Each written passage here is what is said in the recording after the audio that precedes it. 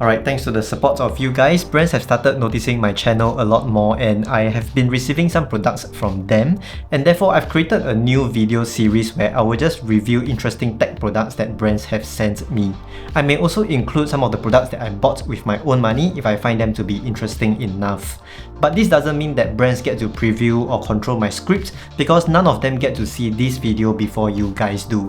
I will still keep my reviews objective, I'll test them and use data to support my opinions about the products so that the review can remain as objective as possible. Without further delay, let's get into the first product. First up, the Nayosmart Herman H3 sling bag. This is a 6-liter sling bag with quite a number of features. The first one is that it uses a special latex parachute fabric that repels water, and Nayosmart claims that the zippers are also waterproof. So I left this bag under light rain for about 5 minutes, and I placed towels inside each major compartment to simulate having your belongings inside it. After the test, the towel in the main compartment did not get wet, but some of the water did seep through the zippers and got onto the paddings inside it. The towel in the front compartment got slightly wet, while the towel inside the front hidden compartment remained completely dry. So the latex material did a pretty good job with repelling water, but I don't think the zippers are completely waterproof like Nayosmart claimed, more like water resistant. The next feature here is a quick release buckle on the strap to adjust the strap length easily. You can lengthen the strap length with just one hand, but shortening it generally requires two hands, especially if you have heavy things inside your bag. Now, some brands have buckles that don't grip very well onto the strap, and the strap may slide over time, causing it to lengthen. So I tested this one by placing markers on the strap, and then I put about 1.5 kilograms of weight inside it, and I went for a walk for about 30 minutes. After the 30 minutes walk, the strap still stayed at the same place, so I tried to push it a bit further by running with it. I used its Sling stabilizer strap that's built into the bag so it won't move around when I'm running.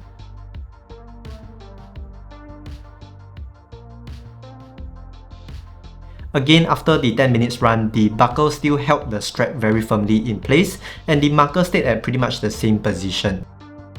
Another cool feature is that there's actually another hidden water bottle compartment over here. I find it pretty useful for not just water bottle, but also for longer umbrellas that are too long to fit inside your bag. And it can also fit some of the tripods that are smaller in size. But one thing I find is that if there's already a water bottle inside this hidden compartment, it sort of eats into the space of the main compartment, and it becomes harder to put more things inside the main compartment. At first, I was also kind of worried that my umbrella or water bottle would slide out, because if I were to sling the bag over my back, the umbrella will now be pointing towards the floor. But thankfully, it didn't fall off even when I'm doing that 10 minutes of running test, and my water bottle also didn't slide out of this compartment during the 2 weeks of testing, so I guess that might not be a problem. Another cool feature is that there's actually another hidden compartment beneath the front flap for storing important things like your passport, your phone, wallet, or AirTags. But I realized that if I try to put anything bulky inside this compartment, it will again eat into the space of the main compartment. Now, if you were to look at the main compartment, I love that it has a lot of pockets inside it, and the pockets are pretty deep. I like to put my Airpods, my mouse, and my external SSD inside these pockets over here. It also has a padded sleeve, and it can fit my iPad mini 7 and my Logitech Qi2 keyboard inside here. Overall, I think that the waterproofing is pretty decent. The hidden water bottle compartment and the hidden compartment underneath the front flap are nice features as well, but you kind of need to be a bit more mindful of what you put in there in order to avoid intruding the space of the main compartment. I think the price of 108 Singapore dollars is fairly reasonable given the quality and the number of features that this bag has. And with my affiliate link and 10% discount code, you can get it for just under $100. So do check out Nayosmart if you are interested in this bag. The next one is the Orashare DF08 desktop fan. So I've been thinking of replacing my standing fan over there for quite some time now because of how much space it takes up. So when Orashare reached out to me to review their DF08 desktop fan, I agreed to give it a try. And based on first impression, I really like how quiet it is, and I will just let you hear it for yourself first.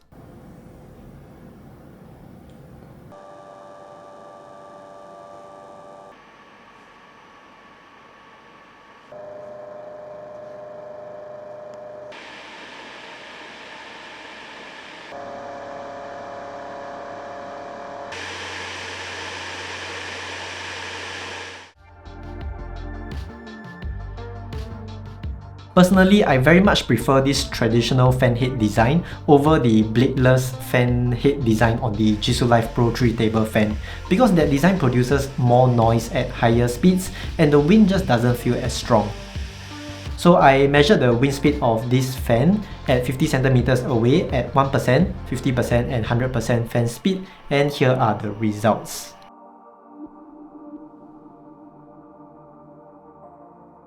So as you can see, even though the wind speed is not super strong, it is still slightly stronger than the Qi2 Life Pro 3 table fan, which costs nearly 5 times more than this desktop fan. But I should also mention that the fan also produces inconsistent noises at certain speeds.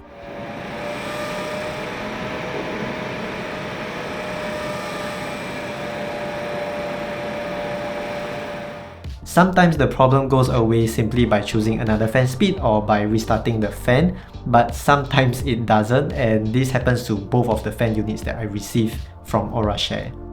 As far as I can tell, the vents on this fan are not removable, so you don't get to clean the fan blades when it gets dusty. It has 6000 mAh of battery capacity, and this translates to 14 hours and 33 minutes of battery life at the lowest fan speed, and 4 hours and 46 minutes of battery life at highest fan speed. You can adjust the fan speed by using the touch-sensitive slider, which I think is a little too sensitive and it doesn't always adjust the fan speed properly. And I think that there could be some smoothing applied to the numbers while I'm changing the fan speed so that it doesn't jump around and look so erratic. The power button is also a touch-sensitive button, and you switch the fan on by holding the power button for about 2 seconds. This means that there's no physical buttons at all on the surface of this fan, which does give it a more clean look, but I personally prefer the tactile feeling from actual buttons.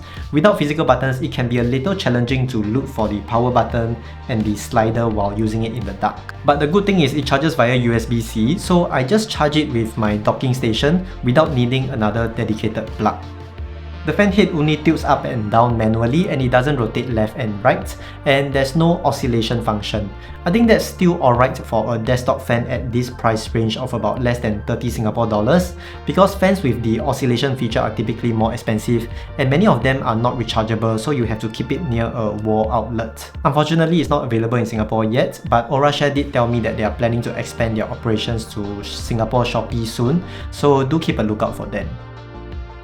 Next up, the X40Q 3-in-1 Qi2 wireless charger from KUXIU. This is a compact and portable wireless charger that folds up very nicely into a very small package, and it easily fits inside a pocket. There are no magnets on the Airpods charger to align the Airpods properly, which is quite important for efficiency when it comes to wireless charging. The magnetic strength on the iPhone charging surface is not that strong, but for lightweight portable chargers like this one, you actually don't want the magnet to be too strong, because you want to be able to remove your phone with just one hand, and if the magnet is too strong, then you have to use two hands to peel your phone off. Now, what about its charging profile? If we were to compare it against Apple's 25 watts MagSafe charger, you can see that the X40Q takes 16 minutes longer to get from 0 to 20% and 10 minutes slower to get from 20 to 80%. But it is also way cooler than the MagSafe charger because it mostly stayed under 38 degrees Celsius. As for the 80 to 100% range, the X40Q is significantly faster than the MagSafe charger, taking 1 hour and 11 minutes less time to reach 100%, while being only slightly warmer than the MagSafe charger. As for the Apple Watch charging, it falls about 20 minutes behind in charging speed, and that mainly comes from the 20 to 80% battery range. The X40Q is also warmer and keeps the Apple Watch at 37 to 38 degrees Celsius for 19 minutes longer compared to the original 5 watts Apple Watch charger. This means that there's no thermal or charging speed advantage for using the X40Q when it comes to Apple Watch charging. But I would say this is pretty standard for most 3-in-1 wireless chargers because so far I haven't found a third-party Apple Watch charger that could beat Apple's own Apple Watch charger. So overall, if you're looking for a portable Qi2 wireless charger that has great build quality and leans towards thermal management over charging speed for the iPhone, then this one from KUXIU is something that you can consider. Next up, the A11 MagBuckle watch band from Aulumu. This is a soft nylon watch band that combines a Velcro mechanism to quickly adjust the strap tightness and also a magnetic stainless steel buckle for super fast removal of the Apple Watch.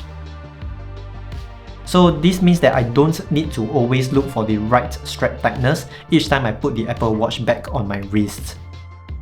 Now, if you're an Apple Watch user, you will know that the Apple Watch requires way more frequent charging compared to other smartwatches, so this quick release mechanism makes removing and wearing the Apple Watch a lot more convenient. Just be sure to hold on to this little strap tightly when you're unbuckling the watch, because I didn't expect the Apple Watch to come off my wrist so quickly the first time I tried to remove it. When it comes to comfort, I think that it's comfortable enough to be worn the entire day, even for exercise or for sleep. It doesn't absorb sweat super easily when I'm doing strength training and running, but I will remove it for bathing because nylon straps absorb water pretty quickly, and this one is no exception. Overall, I really like the design of this watch. I like the stealth colors mixed with some subtle orange accents, and I think that the overall quality of this watch is pretty good. There's not a lot that I have to complain about this watch. The main complaints are more to do with the inherent material properties of nylon being more water absorbent rather than the design of the watch itself. It's pretty worth the $40 in my opinion, and it's something that I would recommend if you want a nylon type watch strap with a quick release mechanism. The next one is also a 3-in-1 wireless charger, but this time it is from ESR. If you have watched my favorite EDCs video for this year, you'll know that I really love ESR's MagSafe Gel wallet, and the material of this travel wireless charger is actually pretty much the same as the material on this gel wallet, and it's quite cool how the gel wallet is pretty much the same thickness as the travel charger. And a part of why that is possible is also because they actually kept the Apple Watch charger separate from the main body of the wireless charger. This two-piece design does have some advantage because you can just bring this piece along with you without the rest of the charger, and you can connect it to a power bank or even plug it into your own phone's USB-C ports if it supports two-way charging.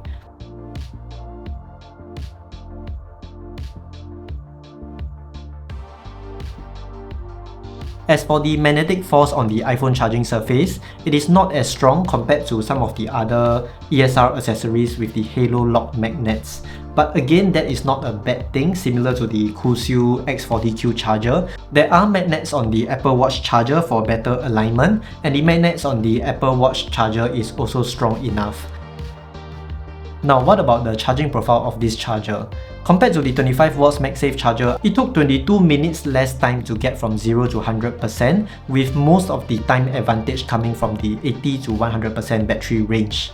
The thermal management is also pretty good. You can see that it stays at 38 to 39 degrees Celsius for far less time than the 25 watts MagSafe charger, and it never got above 39 degrees Celsius no matter which battery range you look at. So I think that iPhone charging is great on this travel charger, but what about Apple Watch charging? The ESR Travel Charger took more than twice the amount of time to get from 0 to 100%, with most of the slowdown coming from the 20 to 80% range.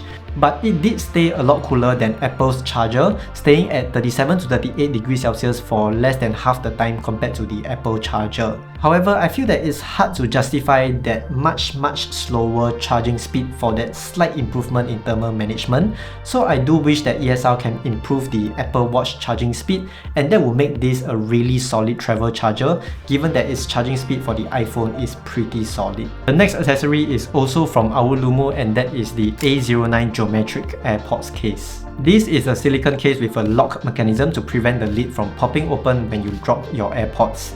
The case is pretty thick with air pockets in the middle to provide some cushioning against impact. So Aulumu did provide two double-sided tape in order to keep the case more secure to your AirPods Pro or AirPods 4 case. But I wanted to try what would happen if I didn't stick these two double-sided tape on. So I dropped the AirPods Pro on the concrete floor, and unfortunately I tried 3 times, and there were times when the top lid came off. There were 2 times when the AirPods came off out of the case, so that wasn't very nice. So afterwards I tried sticking the double-sided tape onto my AirPods Pro and then sticking the case onto the top cap. Then I proceeded to do the drop test another 3 more times to see if the AirPods Pro will still fall out. Unfortunately, the AirPods still managed to drop out during one of the tests, and I believe this was because the lock hit the floor, causing the lock to come loose and then allow the AirPods Pro to fall out of the case.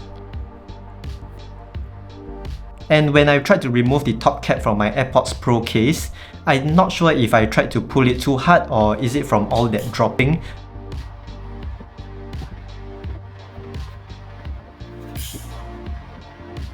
But my entire top cap came apart. You can now actually see the internals of my AirPods Pro case. It's pretty cool for me to see it the first time, but anyway, I think that using stickers to adhere the case to your AirPods Pro case is not a great idea, because if the sticker is too sticky, then it becomes very difficult to remove the case.